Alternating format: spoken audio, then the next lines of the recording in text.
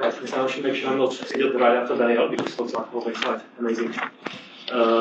So I'm going to talk about semantic segmentation and 3D reconstruction of large-scale in outdoor environments, but much more why it might be useful in the context of robot decision making. So you can think like this way: you're getting a video sequence, very similar to what Daniel was speaking about. But we are much more interested in understanding what happens at the time and also how the robot can react to it. And I would like to stress that the segmentation of slants right now not the goal, as we typically think about it in the computer vision to reduce some data and get some reconstruction, but rather means how to achieve some action. So recently there's been an emerging trend of learning direct mappings from raw data directly to decisions, and we've all seen this Atari games, AlphaGo, and it's a really cool approach because it optimizes directly the objective that we are after, which is decision making, but without any crafting of some features and stuff like that. But the problem with this is that, or the limitation of these approaches is that the vision is fully observable, and also it's very simple. You can see actually that this is not the complexity of the real world in which we live. But more importantly, I was stressing on that observability. And this is very defined reality because all agents, no matter whether some people wearing their glasses or sit around cars, drones, navigate complex 3D environments. And at each time instance, they observe only a very small portion of it, typically corresponding to the first-person view. So you somehow need to actually build the information about your complete environment. You somehow need to summarize this around yourself, what is beyond yourself, you've seen in the past, and so on. And of course, this is there will always be a trade-off between how much this can happen implicitly and how much actually we want to guide the model by some actual prior knowledge or using some auxiliary loss functions, auxiliary representation, stuff like that. But this is very classic for all machine learning problems. In this talk, I will argue for using these intermediate representations or abstractions, such as semantic maps, for two reasons. So the first one is that typically all the data that we capture in the real world have follow these distributions. And I believe that using these intermediate representations, such as maps, make our life simpler because we do not need to capture all rare events simultaneously, in particular when we are working with multiple modalities. It's easier to capture one modality separately. We can also use synthetic data for some subsystems, something prepaid, composition, stuff like that. But even more importantly, when it comes to safety, I say that actually having some chance to interpret at least some part of the model is really very, very important. Right, so into these algorithms that are able to answer the classic robotics question, which is where am I, what surrounds me, which I do next. So this is one classic example of that used by, I think, Google for their car. And you can see that actually we know where car is, we have to recognize some obstacles, other cars, road, and so forth. This is obviously not an easy task. And because we are facing pretty much all the standard issues that we face in computer vision, such as data, context, and so on, I won't go into details, but I'd say there's something on top of that. And the first thing is actually the method of representation. So what I mean by this is that nowadays, computer object detection is pretty much a canonical computer vision task, but it may not provide enough information to us. So if you are not object detector, we can recognize some cars, some pedestrians, also some lights. This is the only information that we have. We do not know anything about spatially external objects, and this is quite difficult to use for manipulation and tasks like this. So we need a more detailed or denser description of the scene. And I'd say we want to take a video or some video data. And we want to recognize also the buildings, roads, trees, all these on this vertex level, but also these moving objects such as cars. And we want to be able to reason about their actions that they perform in the environment. And pretty much the same applies also for sparse versus dense construction. So sparse constructions are very useful for camera pose estimations and tasks like these. But again, very difficult to use for more advanced tasks such as some kind of manipulation, planning, and so on. So there was about importance of representations, but there is something more than that, and in particular in the context of computer vision for real-time decision making. So we're typically not dealing with independent images, but we're dealing with streaming data. And what do I mean by this? Well, let's take a look at this video. So this is a video separated into independent frames, and every single frame is processed independently by a different machine. By the way, this was state-of-the-art some time back, not that long ago.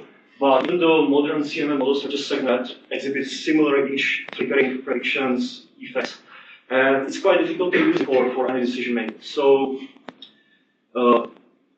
could actually ask the question or take it to the other extreme, why can't you just process the data in batch? So here I would say that there are at least two reasons. One is that actually in robotics we need to work in real time, we need to process the data on the fly, we can't just capture data and then process it offline. But even for offline processing, often we have so much data that we're not even able to fit it into the memory. So often we work with some mini batches of temporal streams of data, but we always need to link them somewhere. And here is, I will argue, that geometry is very, very useful means of.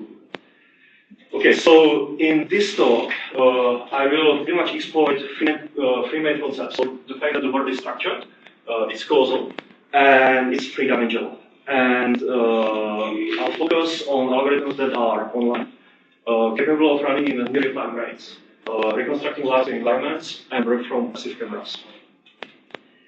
And in the first part, I will show one particular system for dense large-scale semantic reconstruction on passive stereo camera. And then I'll demonstrate how these semantic maps can help with the making of agents navigating complex 3D environments.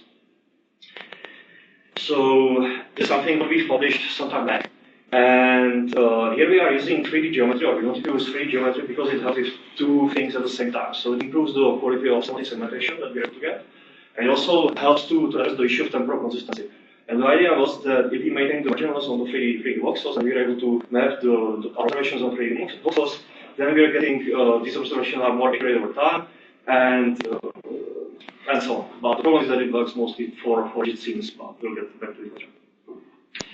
So this is pretty standard problem, or a very, very popular problem with large body literature, but most approaches suffer from various limitations. I wouldn't go into the details, but typically they only at the time work in indoor environments, small scale environments, they were processed offline, assume static scenes, and so on.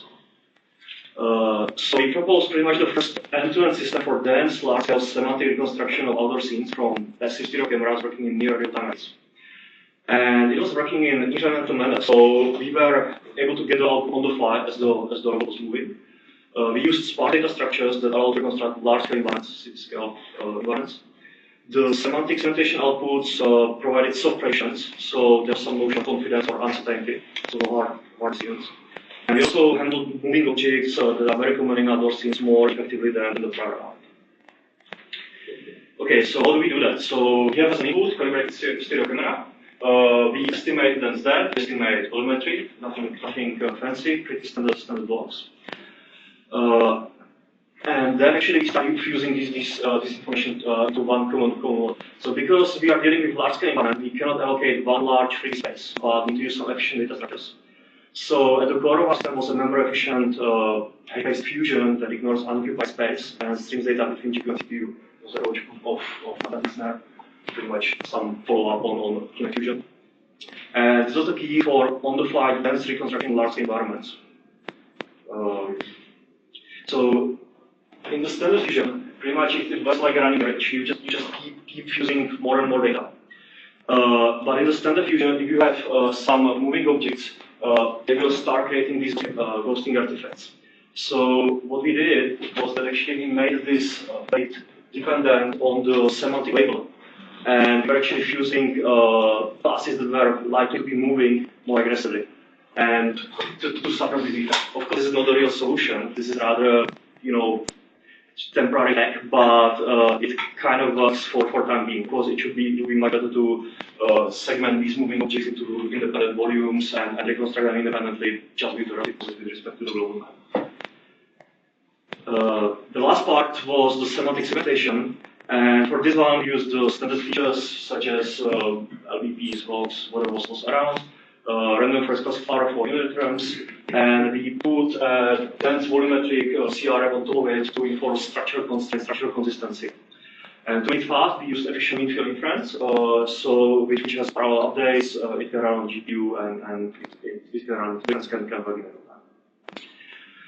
Perhaps we should add the classic question that everyone's asking: why haven't we used any deep learning? Well, the only reason it was that before we had CRM in the lab. But it takes quite straightforward to apply it. So this is the standard pipeline.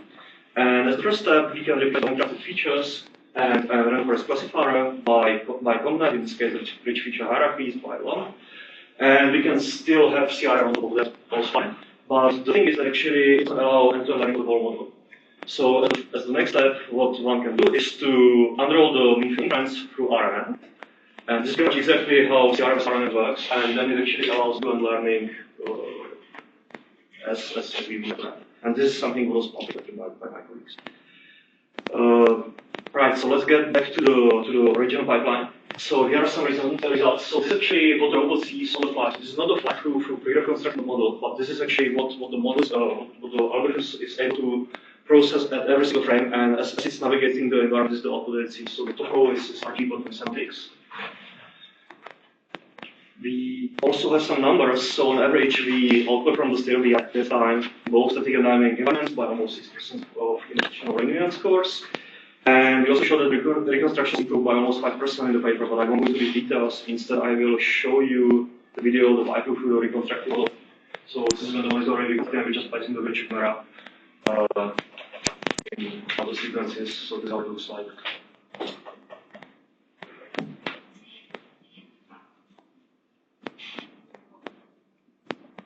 Right. So we've made some other extensions. We've put a user in the loop to get personalized 3D maps by interactivity that use the later pointer and learning on the fly. We also did some multimodal work where we got LiDARs with video cameras because they all have some advantages and drawbacks. And we also added the dynamically moving objects, but I won't go into these details. Instead, I will go to the decision making. So far we have focused on how we can build semantics maps. And now, before I wrap up, I'll try to quickly show how this can be used to improve decision making of robots navigating complex 3D environments. So the classic approach is to take the raw signal, learn a direct mapping from the raw signal directly to the decisions. And we've seen, it's powerful, how powerful it is for upper games, signal-rich problems. However, in the real world, we only see very small points. So typically, we see only just the first-person view in these environments, and we somehow need to maintain the history. One option how we can do that is to augment this standard framework by these semantic maps that are being built on the fly. And only the information about other objects, obstacles, weapons, enemies, and all this semantic information you can put into it. The construction pipeline that we used for this one is very similar-ish to the one that I showed before. It's much more based on Orpslan and so on, but very similar-ish. And the overall increase of the number of parameters compared to the standard DQ and learning is only by 10%, so very small number of extra parameters. So in this approach, we use actually semantic design to deal with stationary world. The dynamic objects have to be explicitly vetted and tracked because they are moving. But this auxiliary representation is interpretable. You can still understand actually where it kind of fell, at least whether you recognize all the objects of interest or not. It can accumulate multiple modalities because you can just keep stacking these on top of each other. And also, I think it doesn't prevent you from some modeling capabilities. You can still try end-to-end and so on. So let's go to some results. So in order to evaluate this, we wanted to isolate ourselves from the accuracy of the slides. So we used also Oracle maps. And we actually demonstrate that actually, or use these Oracle maps to demonstrate how far we can get with this approach if the slides and semantic segmentation was actually perfect. And as you can see, both Oracle maps and these Oracle maps are actually better than the baselines, which is standard DQN learning and prior dual DQN. At the same time, you can also see that actually, as we're adding more and more semantic information into it, such as information about objects and walls, location of agent, and so on, the performance is going up. On the other hand, it's quite obvious that we are still pretty far from human level performance, but that's somehow understood. Right. So in this talk, I wanted to show that semantic maps improve decision making of the agent navigating complex environments. I wanted to show that streaming data should be treated in a specific way. We shouldn't treat videos as per frame independent images. 3D geometry can be very powerful when we are dealing stationary part of the world. But moving objects should be handled separately or has been separately because that's how it works. And I'd say for the future, what is really important is to think much more about the representation, because typically when we are speaking about this structure from motion or SLAM, we usually start from 2D, now we go to 3D, and the more we get, the better.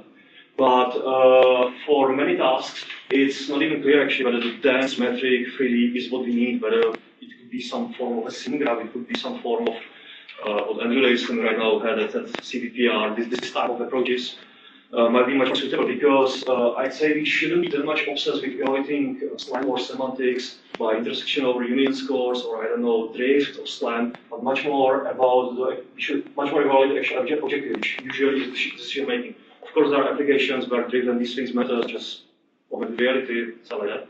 But often we rather use these, or we want to use it as a means to achieve some action, and we should rather evaluate the actual action, the actual task that we are after, than just the building work. So these are all the people that are involved in some of these works, and I would like to thank you for your attention and take your questions.